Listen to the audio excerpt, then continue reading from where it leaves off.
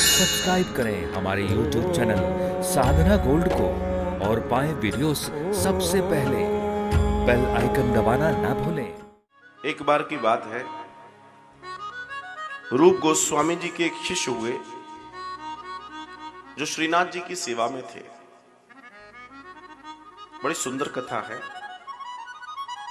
जो श्रीनाथ जी की सेवा में थे और वो इतनी प्रबल सेवा थी उनकी कि वो उनके बिना एक पल नहीं रह सकते थे, एक पल नहीं रह सकते थे। वे एक दिन सेवा कर रहे थे।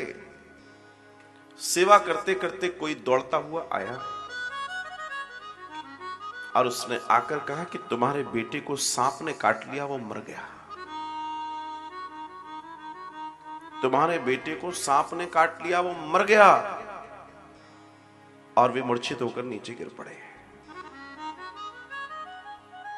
लोग देख के आश्चर्य में थे।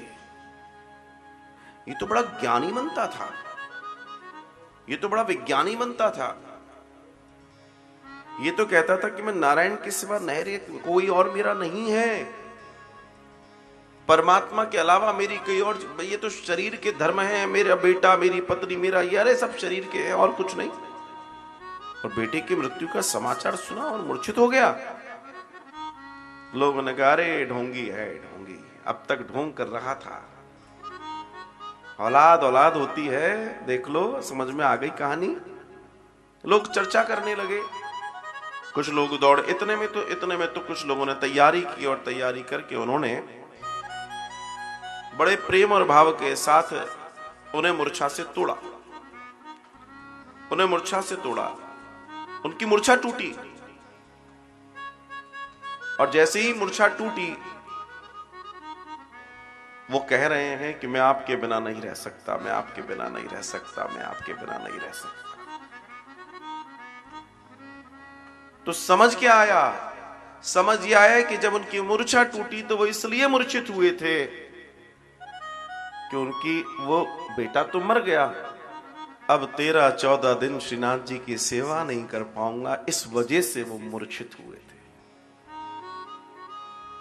मैं अब तो सूतक हो जाएगा ना, अब तो मैं सेवा नहीं कर पाऊंगा, इस वजह से वो व्यक्ति मूर्छित हो गया।